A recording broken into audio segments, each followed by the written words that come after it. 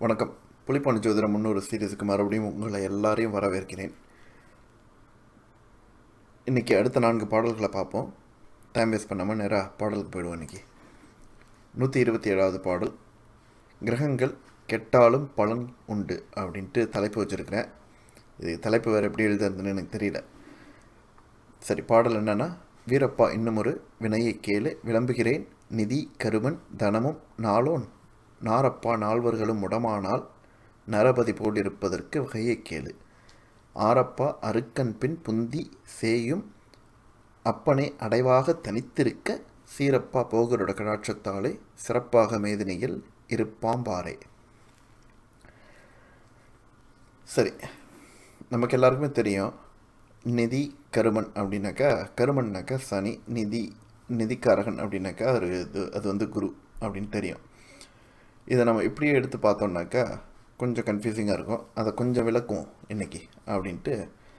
காலபுருஷ தத்துவத்தின்படி பார்த்திங்கன்னாக்கா மேஷ வீடுக்கு 9ஆம் வீடுங்கிறது தனுசோட அதிபதி குரு. அதே மாதிரி மேஷ வீட்டுக்கு 10ஆம் வீடு அப்படின்னு பார்க்கும்போது சனி. ஆக காலபுருஷ தத்துவத்தின்படி பார்க்கும்போது 2ஆம் 4ஆம் 9ஆம் 10ஆம் வீடு அதிபதிகள் அப்படின்னு எடுத்துக்கணும். அப்போ இது காலபுருஷ தத்துவத்துக்கு மட்டும் இல்லை, லக்னத்துக்கும் 2, 4, 9, 10ஆம் அதிபதிகள். இவர் பாடல் எழுதியிருக்கிறது. இதை நம்ம கிரகத்தெல்லாம் வச்சு சேர்த்து பார்க்கும்போது, ஜாதகத்துக்கு பலன் எடுக்கும்போது இந்த மாதிரி ஒரு அமைப்பு தான் சரியாக பொருந்தும் அப்படின்னு என் அறிவுக்கு தோணுது. ஆக லக்னத்திற்கு 9, 10, 2, 4ஆம் அதிபதிகள் பலம் குன்றி இருக்கும் பட்சத்தில், அதாவது நீச்சமோ அஸ்தங்கமோ இல்லை நீச்சம் பெற்ற கிரகத்தின் வீட்டில் சுயசாரம் ஏறி உட்கார்ந்திருந்தோ இந்த மாதிரி பலம் இல்லாத இருக்கும் பட்சத்தில் அந்த ஜாதகன் வெற்றிகரமாக வாழ்க்கையை நடத்துறதுக்கு என்ன வழி, என்ன மாதிரியான ஜாதக அமைப்பாக இருக்கும் அப்படின்ட்டு ஒரு விதி விலக்கு புலிப்பாணி கொடுத்துருக்காரு. இதில் ஏன் குறிப்பாக 2, 4, 9, 10ஆம் இடம் அப்படின்னு பார்த்தீங்கன்னா, 2ங்கிறது தனஸ்தானம். அருள் இல்லாருக்கு அவ்வுலகமில்லை, பொருள் இல்லாருக்கு இவ்வுலகமில்லை. ஆக 2ஆம் இடத்துல தனஸ்தானம். அது மட்டும் இல்லாமல் அடிப்படை கல்வி தகுதி. 4ஆம் இடம் அப்படின்னு பார்க்கும்போது ஒரு பேச்சுலர்ஸ் டிகிரி லெவல் வரைக்கும் வரும். அப்போ தொழில் சார்ந்த கல்வி. அது மட்டும் இல்லாமல் சுகஸ்தானம். 10ஆம் இடம் பார்க்கும்போது கல்விக்குரிய தொழில். அப்படி 10ஆம் இடம் பலம் இல்லாமல் இருக்கும் பட்சத்தில் தான் படித்தது ஒன்றா இருக்கும், வேலை செய்கிறது ஒன்றா இருக்கும். அதுவே யோகமாக இருக்கும் பட்சத்தில் அந்த படித்த இடத்துல இல்லாமல் வேறு ஒரு இடத்துல இருந்து வேலை செஞ்சால் கூட நல்ல ஒரு பேரும் புகழும் வருவதற்கான வாய்ப்புகள் இருக்குது. சரி, அது ஒரு பக்கம். 9ஆம் இடம்ங்கிறது பாக்கியஸ்தானம், லக்கு. வாழ்க்கையில் வெற்றி பெறுவதற்கு லக்கு வேணும். இங்கிலீஷில் சொல்லுவாங்க, you have to be in the right place at the right time to be successful அப்படின்ட்டு. சரியான நேரத்தில் சரியான இடத்துல இருக்கிறவங்களுக்கு தான் சக்ஸஸ் அப்படின்ட்டு சொல்லுவாங்க. இது பார்த்திங்கனாக்கா ரஜினிகாந்தாக இருக்கட்டும், இல்லை சுந்தர் பிச்சையாக இருக்கட்டும், யாராக எடுத்துக்கிட்டிங்கனாலுமே சரியான நேரத்தில் சரியான தருணத்தில் சரியான இடத்துல இருந்ததுனால அவங்களுடைய வாழ்க்கை இந்த மாதிரி ஆயிருக்கு. அது 9ஆம் இடம் நல்லபடியாக இருக்கும் பட்சத்தில் இந்த நடக்கும்.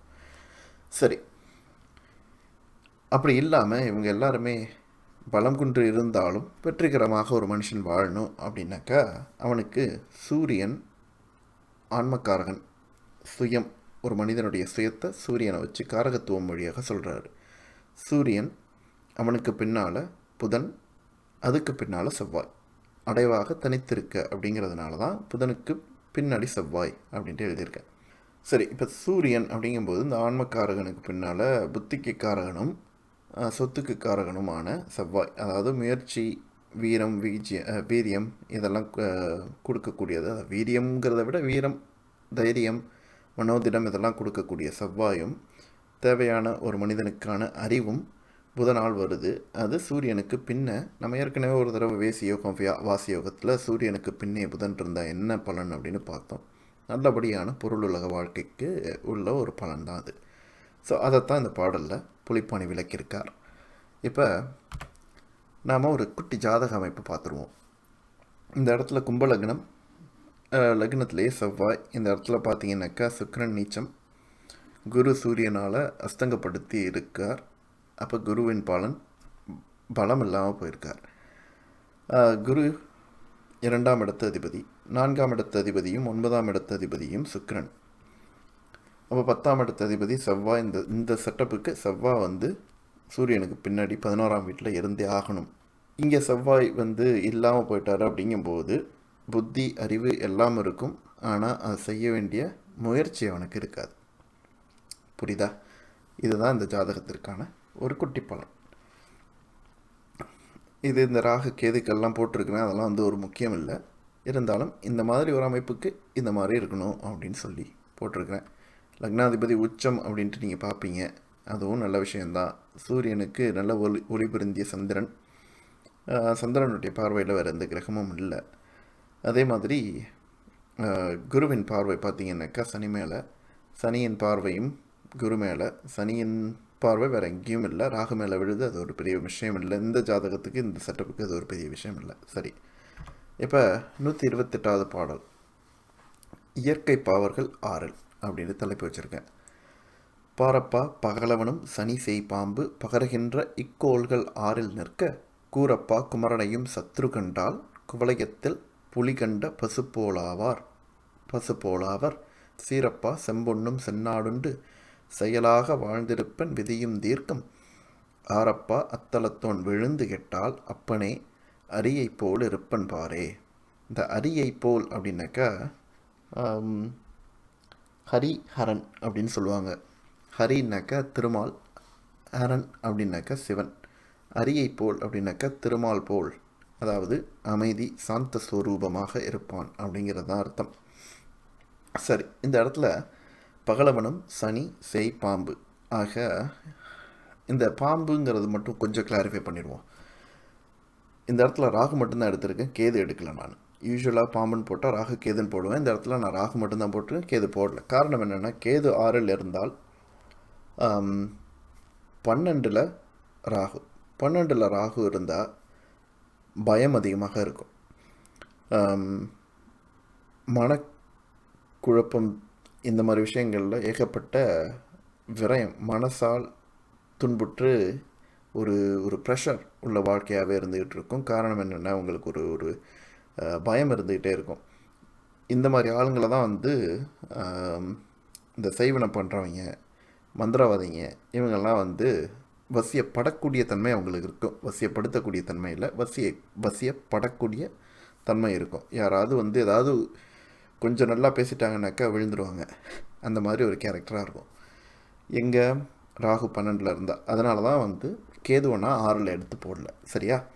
ஆக சூரியன் சனி செவ்வாய் ராகு இவர்கள் ஒருவரோ அனைவருமோ சேர்ந்து 6 இருக்கும் பட்சத்தில் அந்த ஜாதகன் பகைவர்களை கண்டு, அந்த ஜாதகனை பகைவர்கள் கண்டு நடுங்குவார்கள், அஞ்சு நடுங்குவார்கள் அப்படின்னு சொல்கிறார்.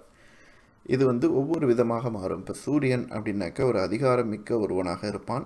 அதனால் அவனை பார்த்து அவனை கீழே வேலை பார்க்குறவங்க இல்லை மற்றவங்கெல்லாம் வந்து பயப்படக்கூடிய ஒரு அமைப்பு இருக்கும். இங்கே சனி இருக்கார் அப்படின்னாக்கா அவனை பார்த்து அவனுக்கு பகைவர்களே இருக்க மாட்டாங்க. பகைவர்களெல்லாம் ஒதுக்கி வச்சுருவார்.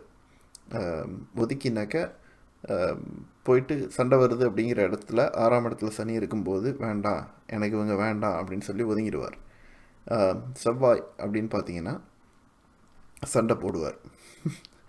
வாக்குவாதம், சண்டை, அடிதடி, இந்த மாதிரி விஷயங்களெல்லாம் 6ஆம் இடத்துல இருக்கிற செவ்வாய். ராகு அப்படிங்கும்போது பகைவனை மைண்ட் கண்ட்ரோல், அதாவது மென்டலி கண்ட்ரோல் பண்ணி தன் வசப்படுத்தக்கூடிய ஒரு தன்மை ஏற்படும். சரியா? இதுதான் இந்த வித்தியாசங்கள். சூரியன்னாக்கா அதிகாரப்பூர்வமாக ஆட்சி பிடிக்கிறது, சனின்னாக்கா பிரச்சனை அப்படின்ட்டு வரும்போது இவங்க வேண்டாம் அப்படின்னு சொல்லிட்டு ஒதுங்கிடுறது. அதனால் இவர்களுடைய நட்பு பாதிக்குங்கிற ஒரு காரணத்துக்காக பிரச்சனை கொடுக்க மாட்டாங்க. இப்போ செவ்வாய் அப்படின்னு பார்த்தீங்கன்னாக்கா சண்டை போட்டு வெற்றி பெறக்கூடியவராக இருப்பாங்க. ராகு அப்படின்னு பார்க்கும்போது மைண்ட் கண்ட்ரோல், வசியப்படுத்தி வச்சுருப்பாங்க. இப்போ இதுதான் இந்த 4 கிரகத்திற்கான வித்தியாசங்கள்.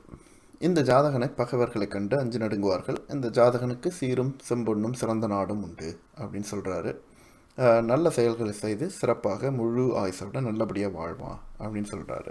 இந்த இடத்துல 6ஆம் அதிபதி பலம் குன்றினால் அவன் அமைதியானவனாக இருப்பான் அப்படின்னு சொல்கிறாரு. அதுதான் இந்த பாடலுக்கான விளக்கம். அப்போ குட்டி ஜாதக கருத்துன்னு பார்த்துட்டிங்கன்னா இந்த இடத்துல பாருங்கள், வெற்றி லக்னம்னாலே கோபம் ஜாஸ்தியாக வரும். அதில் சூரியன் செவ்வாய் கேது, இதில் செவ்வாய் ஆட்சி அப்படிங்கும்போது இன்னும் கொஞ்சம் ஜாஸ்தியாக வரும். அப்போ இப்போ சூரியன் செவ்வாய் இவங்க 2 பேரும் இருக்கிறாங்க, அங்கே கேது இருக்கார். அப்படிங்கும்போது கேது கொஞ்சம் இப்போ பார்க்க வேண்டாம். இப்போ சூரியன் செவ்வாய் மட்டும் பார்த்தீங்கன்னாக்கா அதிகாரப்பூர்வமாக அதிகாரத்தை ஆளுமையை செலுத்த வேண்டும் அப்படிங்கிற ஒரு ஒரு ஒரு கட்டாயத்தினால ரொம்ப புஷ் பண்ணுவாங்க எல்லாரையும். சரியா? அது குடும்பமாக இருக்கட்டும், இல்லை பசங்களாக இருக்கட்டும், இல்லை உறவினர்களாக இருக்கட்டும், நண்பர்களாக இருக்கட்டும், இவங்க சொல்கிறத தாண்டி வேறு எதுவுமே இந்த உலகத்தில் கிடையாது. அப்படி யாராவது மாற்று கருத்து உள்ளவங்க இருந்தாங்கன்னாக்கா அவங்கள்ட்ட இவங்க ஓவர் புஷ் பண்ணி பிரச்சனையை வளர்த்து பெரிய லெவலுக்கு ஏதாவது பெரிய சிக்கலில் இருந்துக்கிட்டு இருக்கோம். இங்கே கேது இருக்கும் போது என்ன ஆகும்னு கேட்டிங்கன்னா, இந்த தன்மை அப்படியே கொஞ்சம் மாறி இந்த அதிகாரமும் எதுவும் வந்து அதிகாரம் செலுத்த வேண்டுங்கிற எண்ணம் வந்து ஒரு எமோஷ்னல் மேனிப்புலேஷன் மாதிரி போகும். அதாவது ஒருவனுடைய மனசை கொஞ்சம் அப்படியே வந்து சாந்தமாக பேசி அவங்களுக்குள்ளே வசப்படுத்தி இழுக்கிற மாதிரியே இழுப்பாங்க. முடிஞ்ச வரைக்கும் இழுத்து பார்ப்பாங்க, முடியாத பட்சத்தில் டப்புன்னு வெடிக்க ஆரம்பிச்சிடும், பஸ்ட் அவுட் ஆகும். அந்த மாதிரி ஒரு கேரக்டர் இருக்கும் இந்த ஜாதகத்தில். இந்த சைடில் இருக்கிறது. இந்த சைடில் பார்த்தீங்கன்னாக்கா லக்னத்துக்கு 6ஆம் இடத்துல சனி. அப்போ இந்த ஜாதகத்திற்கு எப்படி வரும் அப்படின்னு பார்த்தீங்கன்னாக்கா, இவருக்கு பிரச்சனைனாலே பிடிக்காது. சண்டை போடுறவங்க அப்படின்னாக்கா விலகி வர பார்ப்பார், விலகிட்டே இருப்பார்.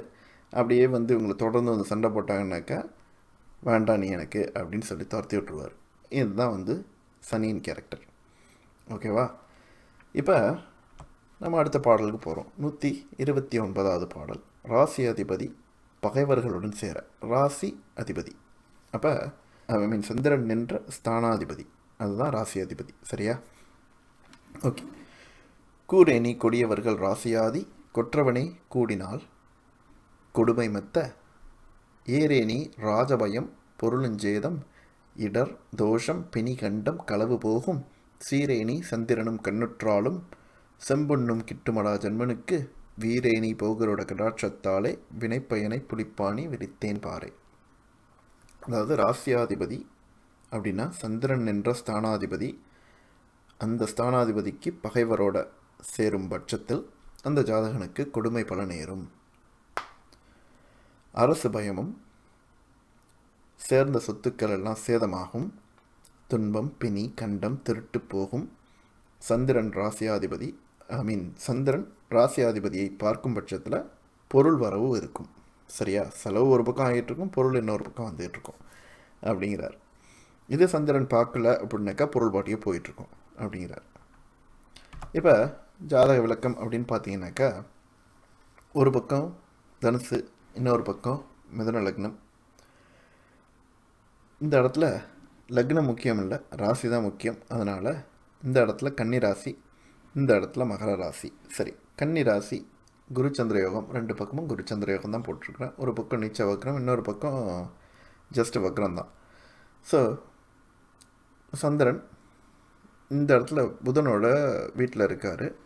ஆனால் அந்த புதன் செவ்வாயோடு சேர்ந்து இருக்கார்.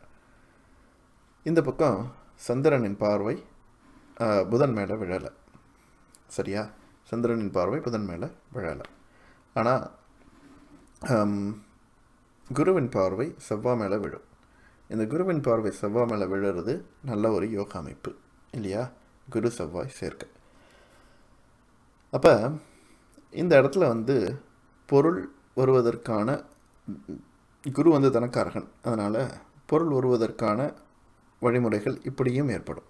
இந்த மாதிரி குருவின் பார்வையால் ஏற்படும். இல்லை இந்த லக்னம் வந்து குருவின் லக்னம் இல்லாமல் சுக்கிரன் இல்லை சுக்கிரனுடைய நண்பர்களான சனி புதனுடைய லக்னமாக இருந்து சுக்கிரனின் பார்வைப்பட்டாலும் நல்ல பலன்கள் தான். சரியா? இப்போ இந்த பக்கம் பார்த்தீங்கன்னாக்கா குறிப்பாக இது வளர்பிறை சந்திரனாக இருக்கணும், பௌர்ணமி சந்திரனாக இருந்தால் இன்னும் சிறப்பு. இப்போ இந்த பக்கம் வந்து சந்திரனுடைய பார்வை ராசியாதிபதி அவருடைய பகைவரோடு சேர்ந்திருந்தாலும் சந்திரனுடைய பார்வைப்பட்டதுனால பொருள் வரும் அப்படிங்கிற ஒரு அமைப்பு இருக்குது. இதுவும் பௌர்ணமி சந்திரனுங்கிறதுனால இன்னும் சிறப்பு. அதோடு சேர்ந்த குருச்சந்திர யோகம். என்னதான் லக்னத்துக்கு பாவரான குருவாக இருந்தாலும் பௌர்ணமி சந்திரனோடு சேர்ந்த குரு கெடுதல் பண்ண மாட்டார். அப்படி போகுது இந்த இந்த ஜாதகம். இப்போ அடுத்த பாடல் பார்த்தீங்கன்னாக்கா 4-5 கிரக சேர்க்கை. ஏற்கனவே ஒரு தடவை பார்த்தோம், பஞ்சமகா புருஷர்கள் எங்கே சேர்ந்து ஒன்றா உட்காந்தாலுமே பிரச்சனை அப்படின்ட்டு.